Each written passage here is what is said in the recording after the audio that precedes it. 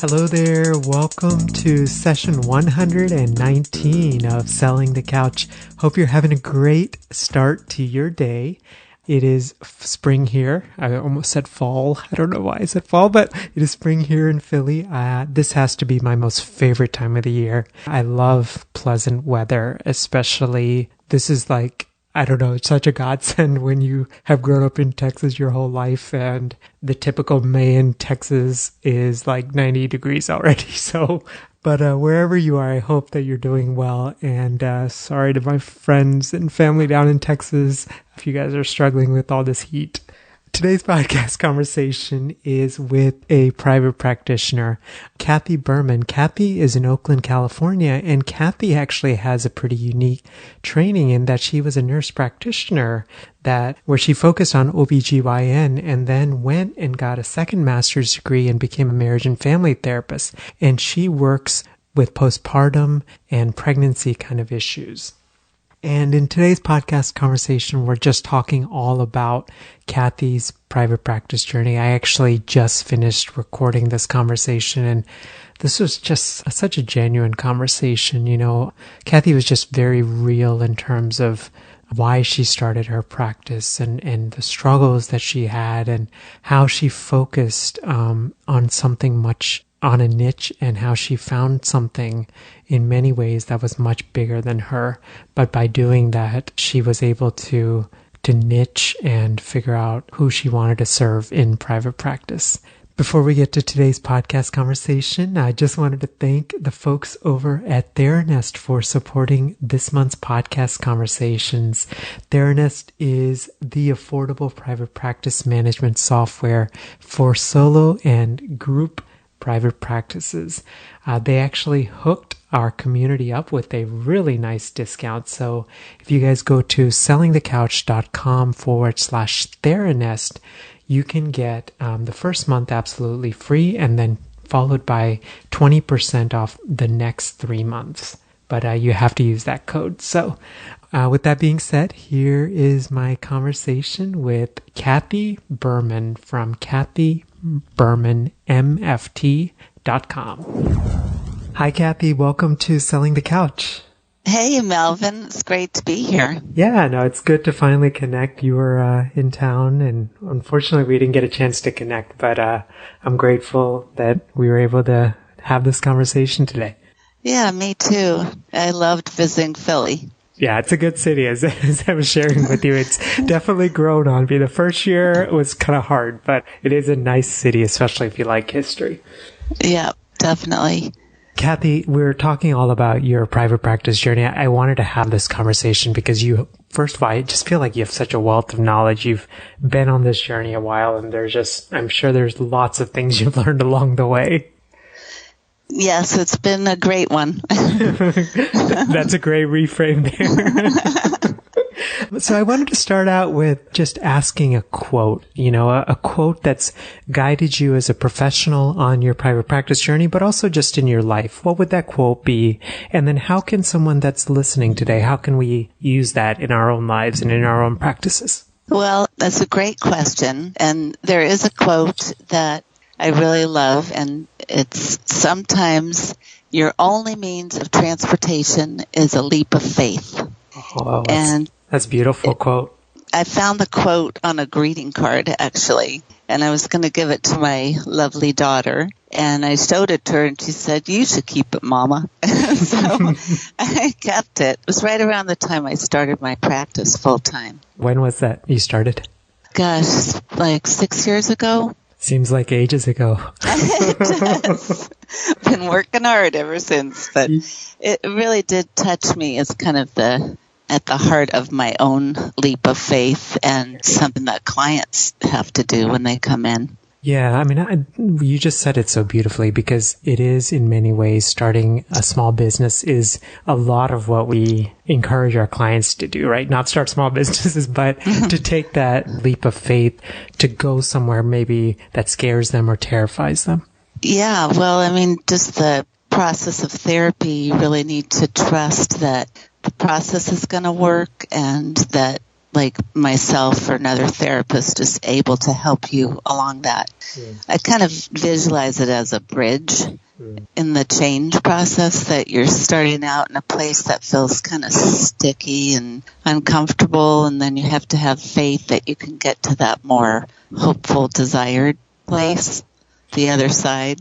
And that's such a beautiful image. I imagine for most of us, right, when we get started as private practitioners, there's a sense of hope, and then there's probably a sense of crippling or terrifying fear, right? So for you, like when you got to the tip of that bridge and you know you needed to make that crossover, how did you hold some of those fears and still move forward? Well, I think I just didn't want the fears to stand in my way, because I really ached to get there. I knew that, I felt kind of a calling to do this work in this way. And I guess what really helped is just to break it down into small steps and get a lot of support and advice, and just take each step at a time, which is kind of what I feel like I'm also trying to help my clients do, is just break it down so that it doesn't feel so overwhelming. Yeah, that's such a good way of looking at it, because I do think that for all of us, whether it's starting a private practice or even taking it like a new step in the private practice, right? Whether it's hiring someone or expanding hours or even restricting hours or changing fees, any of those things bring this sense of like almost this fear, but it's like, it's still being able to sit with that fear and move forward. Yeah, and share it with other people who've been in your shoes also helps. Has that, did you do a lot of that like early on, just kind of connect with other colleagues or friends or family? Like, what did you do? I definitely tried to absorb all the enthusiasm around me that I was taking this big leap from families and friends and from my partner, and that really helped a lot. And also talked to people who were really positive and successful as therapists. There's this like phrase that just comes to me. It's just like, it really takes a village in many ways to start a small business, right? Yeah, because I had never been a businesswoman before, so that in itself was a big leap. Yeah. Was there, like, just thinking offhand, was there any like big pearls of wisdom that those folks gave to you early on that kind of helped you to keep moving forward? Well, yeah, I'm trying to think. For one, I did get advice to keep a part-time job, while I was starting a private practice. And I think that's one of the wisest things that I did, because you feel a lot less nervous and desperate about the income stream. And you have clients, you're doing the work, and then you're also starting something. And I think starting the practice gradually and not just jumping in full time was also really helpful. Yeah, because I think all of what you said is true, which is it's already stressful enough to start a practice, and where it's a service-based business, right? So it's very client dependent and all of those things. So it's already hard enough to do that, much less worry about how am I going to get income? Should I take everybody? All of those questions. And it sounds like having that part-time job lets you be slow and steady and also more intentional, just all across the board. Definitely. Do you want to hear more about what my job was that was so helpful? Or? Of course. Okay. Well, I was working part-time at Planned Parenthood's prenatal program, which was just kind of perfect for my specialty area, since I work in pregnancy and postpartum as my specialty. And they really helped me overcome my fears, because they were like so appreciative of the work that I was doing. They were so great at helping me set boundaries, like checking in with me and making sure I wasn't taking too many clients in a day, really paying attention to my physical comfort, making sure I had a good chair, and then I took breaks. And then I had the opportunity to provide education to the staff there, and also really get comfortable with crisis management, because I worked with a pretty high-risk population, and I gained a lot of confidence in knowing when I needed to collaborate, like when I needed to contact the physician. And so now I've kind of set that up, that web of support in my community where I work and even in the building where I work. Yeah, so that's very different than just saying, hey, I've got an office and I'm going to jump into private practice and I'm going to try to like figure this out kind of, you know? Yeah, it was like I did have that village of like really wonderful women that helped me gain that confidence. So when I was stepping out into private practice, originally I was in a building where no one really talked to each other. And it was a little isolating, and I knew what I was looking for, and I was fortunate about a year and a half ago to move into a building with a bunch of other therapists in Oakland, California, called Rock Ridge Wellness Center. And we're a collective, and we have a monthly consultation group, and we can consult with each other on breaks and have lunch and kind of debrief. And it's really wonderful to have that environment as a therapist. There's a great like African proverb that I think has guided a lot of what I've tried to do with STC. And the last part of that is together we go further. And I don't know, that phrase just came to me as you were talking about that, because it is about being a small business owner, but it's also doing something and feeling connected to something, I think, bigger than ourselves. Definitely. And what's so lovely, too, where I work is that I work with a bunch of really savvy business women, and we're able to share different skills with each other, and it's so helpful. Yeah. Because, I am more of the baby boomer of the group, and so they help me with technology and pushing some limits that I might not otherwise. It's wonderful. So you were working at Planned Parenthood. You realized that pregnancy, postpartum, that was an area that you had interest in, right? Was it kind of a natural leap to say, you know what, that's what I'm going to specialize in as you jumped into private practice?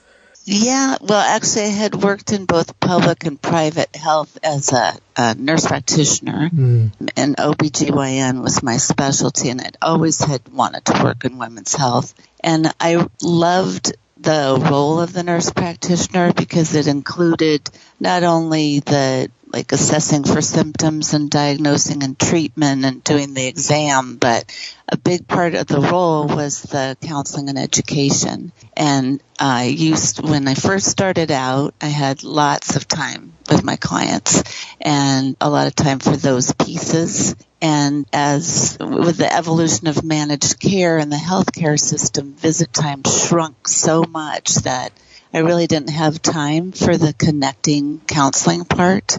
And, for example, like a woman would come in checking for sexually transmitted disease or making birth control decisions or pregnancy testing. And once the visit time shrunk, I didn't have time to adequately address questions like, they come in crying, like, do I even want to have a baby with this partner? Or how did I get this infection when we're supposed to be monogamous? Or will I have postpartum depression like my mom did? Or, these are big subjects to talk about in 2 seconds and then send them out the door. And I came to realize that connecting counseling, educating part was the part that I really felt most skilled at and most connected to. And I actually had an ache to do the work of a therapist. It's so beautiful. When you find something that truly serves the world and where you feel that deep of a pain, right? Yeah, and I did try some other avenues for a while. I worked for the state health department as a nurse consultant and traveled around and presented in maternal child topics, but it just didn't do it for me. I kept coming back to, nope, I gotta, take this leap. And the ultimate trigger that motivated me to return and get a second master's degree and pursue this was I was out at the beach with my very best girlfriend of 40 years, and she was losing a long battle with metastatic breast cancer. And we talked about this urge that I had, and she said just to follow my heart. that life is short, and she could just feel my ache and calling to do the work. And I really listened to her, and I just stayed on the path and never looked back. Just what a beautiful way to honor her. Yeah, I feel good about it. I really do. I feel like somehow she's looking down, smiling, happy that I pursued it. I think as I don't know, I like tearing up, but as I think about that story, right? I feel, and I see this a lot even in our community, which is, I feel like a lot of clinicians, and I struggle with this as well. It's we get ideas of maybe I should do this, right? Even though it doesn't fully align with our calling, right? Because other people are doing it, or, other people are saying, this niche, is lucrative or whatever it is, right? But there's a difference between that, I feel personally, and finding something that's a true calling, right? Because it's not about the training. I just feel at the end of the day, we do something that serves the world. We help more people, and it's guided. It's more heart-centered, I guess, if that makes sense. Yeah, it definitely does. I have an interesting story. When you were asking me about the fears of going into it, there was another thing that kind of calmed my fears. And it's when I was a nurse, I went to this conference where we were taken through a guided imagery experience, and we were supposed to imagine our older self where we wanted to be. And I just clearly saw my older self sitting in a sunny office looking over a beautiful garden, and that's where I am now. Literally, it feels like I'm in that office, all except for they had a fountain outside, and I don't have that fountain yet. But we're working on it, right? Yeah, working on the fountain. But yeah, so it just kind of, I think somehow, once I had really visualized it, I could see that it was going to happen. There's that book that was actually, I think she was a nurse practitioner as well, Bonnie Ware, who wrote that book all about, I think, interviewed several hundred folks on their deathbeds and asked them their biggest regrets in life. And I think the number one regret was that I wish I lived a life that was true to me instead of what others expected of me. Oh, I've never heard of that book, but that sounds great. I'll have to look for it. Yeah, it's a good book. But I thought of that because you really had this beautiful vision of where you wanted your life, right? It's so neat to see it happened, Yeah, no, it's great. And well, it's do you ever listen to Brené Brown, or have you read her books? I do. She talks a lot about living your authentic life, and I really believe in that. And it's not always the easy path, that's for sure. Yeah. But it's much more fulfilling. Absolutely. Well, and I wanted to ask around that, what do you, we've talked a lot about this journey, and the reality is being a small business owner, being a private practitioner, it is like an emotional roller coaster in many ways, right? What's been some of the most challenging parts of private practice for you? Definitely, the one thing that I mentioned, being a baby boomer. And deciding which online resources user-friendly versus too cumbersome. And for example, I take notes while I see clients, and that's partly how I think. It just works for me, and if I was typing, it would be a whole different thing. So I'd say that's one. And then balancing work and home, because it was such a long journey to get to where I am that I'm always so interested and so excited. And I don't know if you feel this way too, but everything relates to our work in a way. Yeah. In the world. Yeah. Because it's about people. And so it's tempting to just work 24/7, but I really try to create some boundary for myself, transition from work to home by either going to exercise, or I call my best girlfriends that I've known since third grade, and she's also a therapist, so sometimes we'll just laugh and debrief over the phone before we get home from work, and that's really helpful. That's such a good way. Well, it's such a good way of doing it, because you actually intentionally put almost spacers in between different parts of your life. It's really important, I think, because otherwise it just kind of can bleed into your life too much, and it's important for your relationships with your family and other people to make that space. But I guess the other big challenge has been insurance, which I'm sure a lot of therapists can relate to, because for me, I think it's been invaluable to take some insurance in my practice so that I can see a more diverse population. But I had to figure out which insurance companies I worked well with so that I could, make a living. Because I live in, I think now the San Francisco Bay Area is the most expensive part of the country. So that's a challenge. Yeah, no, absolutely. Thank you. Thank you for your honesty around that. I think I was thinking a lot about what you said earlier, which is I think for our field especially, there's such this need to have these boundaries, right? Because, and we were talking about this when we started, I feel for me, I'm a better business owner, for example, when I spend time, when we grab a meal with friends on a weekend, Mm-hmm. I don't know. I think the nature of what we do, because it is so interconnected to life. And I was just curious about what your thoughts were around that. Do you find that's very similar experience, or how do you experience it? You mean in terms of taking care of yourself?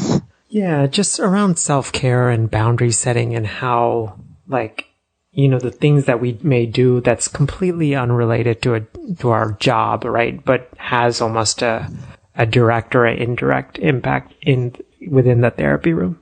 Oh, yeah, definitely. I mean, for me, I exercise every day, and it's really important for me to kind of filter things out of my brain. And one of the best ways that helps me do that is swimming. And when I swim just in the water, and so there's no input, which we have input all week long in our work, and it's just a way where no one's talking to me, my thoughts. It's kind of meditative, I guess. So that's very, very helpful. And I also love music. So when I come home, I'm listening to music or dancing around with my partner and just kind of loosening up and letting go of what sometimes can be a heavy work day. Yeah, no, absolutely. I never heard it that way, but it makes perfect sense. That the importance of silence, Mm-hmm. This was such a good conversation. It went by so fast. Are you ready for the hot couch round? I think I am. Okay, sounds good. Let's do it. So what do you think, Cathy, for you, what's a daily habit that you believe contributes to your success? Well, I guess I just talked about this, but swimming or walking daily, which sometimes is in the middle of my work day and sometimes in the beginning or sometimes at the end, but it's pretty critical for me. But it's something, it sounds like it happens daily or, as much as possible for you. Yeah. What's an online resource that's been invaluable on your private practice journey? Well, Postpartum Support International is so great for the work that I do. It's helpful for me to refer other healthcare providers. For clients, there's lots of good up-to-date information. And then for Psychology Today, I think is great for getting referrals. And Office Ally is one that I use for my online billing. Such good resources. Yeah. What's your favorite business-related book? A book that's really impacted how you see private practice and maybe even just see life in general? Well, I guess in terms of, for the Gifts of Imperfection is probably my favorite by Brené Brown. I just think it's so great to avoid the pitfalls of expecting perfection. And she uses, her great sense of humor. It's very down to earth, and how she encourages being vulnerable and authentic and to have self-compassion. So I think that's really helpful for me in my practice as well as passing that along to my clients. Then, honestly, I did want to put a plug in for you because I think Selling the Couch podcasts have been the greatest resource for my learning curve as a private practice therapist. I'm just so grateful for what you do, and I can listen when I'm cooking or taking a break, and it feels like a real pay-it-forward kind of service. Oh, thank you. Yeah, it's been very neat, and I think humbling, and I love our field so much, and it's just been neat to see all the things that folks are doing in the world. Yeah, it's fascinating. What's a tip that you would give to someone who's thinking about starting a private practice? Well, I would say definitely have at least a part-time job for an income stream. Consult with successful, positive therapists, because there's always going to be a lot of naysayers for going into private practice, and just talk to the people that are doing it and love it and get advice and referrals, and maybe join your local either specialty organization or just your general therapist organization and go to some of the meetings to meet other therapists and pass out your cards. And the last question is, imagine that you were starting your private practice all over again. You have $500 in a laptop. Cathy, for you, what would be that first step that you would take toward building your private practice? Well, I would take a few therapists out to coffee or out to lunch that are doing just what you want to do, and, pick their brains, see if they have space to sublet and or potential referral sources for you. And the $20 that you spend on these lunches goes a long way towards getting yourself known in the community. So I would do that, and then invest in some really nice business cards that are unique to your practice message and pass those out. Those are wonderful tips. Cathy, I'm so glad that we've been able to connect. Grateful just for your heart. What are some of the best ways that folks can get in touch with you? Well, you can go to my website, which is cathybermanmft.com. Cathy, thank you. Thank you.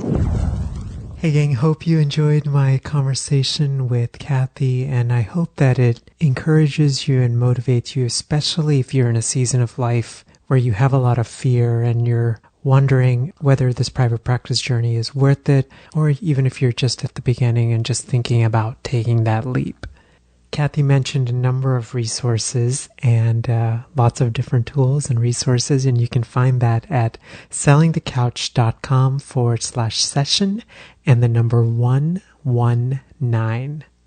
One of the things that I was just reflecting on this conversation, and I think the biggest thing that really stood out to me was what I alluded to in that conversation, which is I think sometimes we all feel the pressure to go into a certain niche or have a certain training, but that doesn't necessarily mean that those things align with who we are and the work that we're meant to do in the world. And I think the big thing that I took away from Cathy's conversation is that the world gets served in bigger ways, and we do much better work when we do focus on the things and the trainings and the populations that we are passionate about. Cathy mentioned that one of the best ways that she started to grow her practice was just by connecting with local colleagues. And one of the things that I've been working on in the background, which I hope to be launching next year, is the Selling the Couch directory, which is a directory focused on us, helpers and healers who are in private practice. There's nothing like this online now, and whereas traditional directories tend to focus on the general public, this is something for us, and this will help us to better be able to connect, refer, and collaborate with colleagues who share our passions and interests all around the world. You can learn more about the directory at sellingthecouch.com/directory. And as we wrap up, again, wanted to thank the folks over at TheraNest for supporting today's podcast conversation. If you're tired of expensive and maybe even hard to use private practice management software, feel free to check out TheraNest. It's simple, it's affordable, and it's used by thousands of our colleagues all around the world each month to better manage and grow their private practices. You can go to sellingthecouch.com/TheraNest to get the first month free and then a couple of months at a discounted rate. Again, the link is sellingthecouch.com/TheraNest. Have a wonderful rest of your week, and I will see you next time. Bye. Thanks for listening to the Selling the Couch podcast. For more great content and to stay up to date, visit www.sellingthecouch.com.